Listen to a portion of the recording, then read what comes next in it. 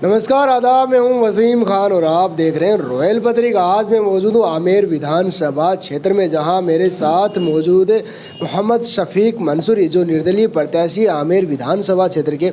आइए इनसे बातचीत करते हैं कि किन मुद्दों को लेकर जनता के बीच जा रहे हैं और ये जो चुनाव लड़ रहे हैं वो क्यों लड़ रहे हैं, क्या कारण है। सब निर्दलीय प्रत्याशी से आपने नामांकन भर दिया है, तो क्या कहना चाहेंगे? मैं भाई साहब ये कहना चाहूँगा कि मेरे नाई की थड़ी कॉलोनी में कब्रिस्तान की सब में बड़ी समस्या है और मैं 15 साल कांग्रेस में भी रहा हूँ, 5 साल बीजेपी में भी कार्यकर्ता रहा हूँ, लेकिन कोई भी पार्टी जो है इस कॉलोनी में विकास पे ध्यान नहीं देती है। इसलिए मैंने सोचा, और कुछ मेरे कॉलोनी के लोगों ने कहा कि आप खुद खड़े हो, इनके पीछे पीछे भागते रहते हो, ये कुछ नहीं करवाते हैं, आप खुद खड़े हो के आगे बढ़ने की कोशिश करो, हम आपके साथ हैं, कहीं भी हमारी ज़रूरत पड़े हम चलेंगे और आप कब्रिस्तान की आवाज़ उठा रहे हो तो उठाओ, हम आपके साथ हैं।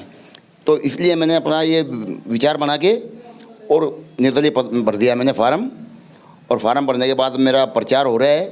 कोशिश यही करूँगा कोई सी भी सरकार हो जो कब्रिस्तान की ज़मीन हमें दे, यहाँ उस ज़मीन के लिए ही लड़ रहा हूँ। मेरा मेन मुद्दा सिर्फ कब्रिस्तान की ज़मीन का है, बाकी कोई राजनीति से मतलब नहीं है मेरे को, यही मेरा मकसद है।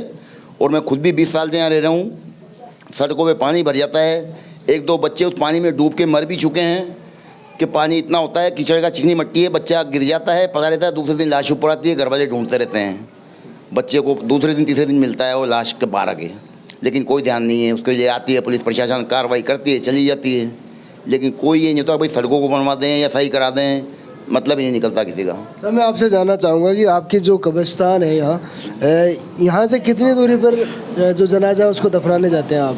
कितनी दूरी पर कब्रिस्तान है? कब्रिस्तान सर यहाँ से करीब 5 किलोमीटर है, तो उसमें हमें ट्रैक्टर में या लोडिंग गाड़ी में डाल के लेके जाना पड़ता है, जबकि हमारे दीन के हदीस के मुताबिक मुर्दे को ज़रा सी तकलीफ़ नहीं होनी चाहिए, लेकिन वो तकलीफ़ पाता हुआ 2 चीज़ दशकों में और पहुँचता है कब्रिस्तान तक। वो यहाँ से 4 किलोमीटर है चुंगी पे, उसके बाद घाट गेट है वो करीब 8-10 किलोमीटर है, 4 दरवाजा है तो वो भी 5-7 किलोमीटर है। ये भाई 3 जगह हैं हमारे पास, और कोई जगह नहीं है नाई की थड़ी में। अब कहते हैं कि कब्रिस्तान की ज़मीन अलाट हो गई, लेकिन कहाँ हो गई ये पता नहीं लगता है। कहते हैं आ गई, दे रहे हैं, लेकिन कहाँ है, कोई लिखित में कहीं नहीं है। वर्तमान में 5 साल कांग्रेस की सरकार रही, माइनॉरिटी का बड़ा तबका आपके यहाँ निवास करता है, जो कांग्रेस को बड़ा फ़ायदा देता है चुनावों में वोट देकर। तो क्या कांग्रेस के जो प्रत्याशी है वो कभी आपके पास में मिलने या इस कब्रिस्तान से रिलेटेड कुछ बात करने का कभी आए नहीं आपके पास? कभी नहीं आए भाई साहब, एक बार भी नहीं आए। चुनाव के टाइम आए थे, वो चुनाव हार गए थे, उसके बाद सरकार उनकी थी, पावर उनके पास था, मैं खुद 2-3 बार जाके उनसे मिला हूँ, लेकिन कुछ सुनाई नहीं की उन लोगों ने। कागज़ दे के आए हूँ, वो कागज़ कचरे में डाल दिया है और वापसी कुछ नहीं लेना देना। इस बार क्या लग रहा है कांग्रेस और बीजेपी के अंदर, खासकर आमेर विधानसभा क्षेत्र में? अब भाई साहब ये तो अपन बाद में ही देखेंगे जब चुनाव के टाइम क्या होता है। बहरहाल मैं जितने भी वोट 5, 7, 10 हज़ार लूँगा वो मैं ले रहा हूँ, और पूरी पब्लिक मेरे साथ है। नाई की थड़ी के विकास के लिए कर रहा हूँ मैं, कि नाई की थड़ी का विकास और कब्रिस्तान हो। इसके अलावा मेरा और कोई मुद्दा नहीं है, राजनीति से मुझे कोई मतलब नहीं है। बस इतना ही कहना चाहूँगा मैं आपको। मैं आपसे जानना चाहूँगा कि जनता के बीच जा रहे हैं तो समर्थन कैसा मिल पा रहा है आपको?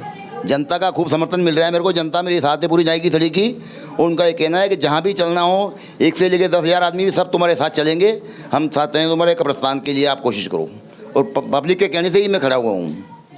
मैं आपसे ये जानना चाहूँगा कि माइनॉरिटी जो तबका है वहाँ नशे का व्यापार सबसे ज़्यादा चलता है और इतने ज़्यादा नशेड़ी बढ़ चुके हैं कि पूछो मत आप।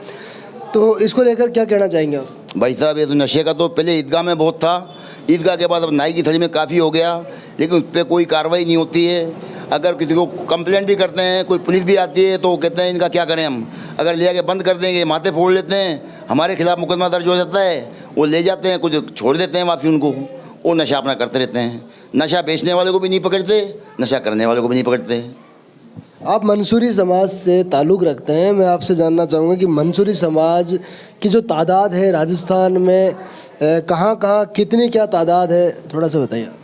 भाई साहब राजस्थान में मंसूरी समाज की तादाद हमारी सब में बड़ी है, मुसलमानों में सब में बड़ा समाज हमारा है, और बहुत ज़्यादा तादाद है हमारी। सब में ज़्यादा लोग हमारे मंसूरी में मिलेंगे आपको। और मंसूरी हमारे अच्छे काम करते हैं, कि बहुत बढ़िया सम्मेलनों का भी करते हैं, कौम पे भी ध्यान देते हैं, लेकिन सरकारें कोई ध्यान नहीं देती हैं। क्या कोई राजनीतिक फ़ायदा उठा पाए मंसूरी समाज आपका कभी? राजनीतिक फ़ायदा तो कुछ नहीं मिलता, मंसूरी समाज वाले भाई साहब खुद ही करते हैं। सरकार से कुछ नहीं मिलता। देखिए, ये थे हमारे साथ मोहम्मद शफीक मंसूरी, जो आमेर विधानसभा से निर्दलीय प्रत्याशी हैं। कैमरा पर्सन अरमान के साथ मैं हूँ वसीम खान।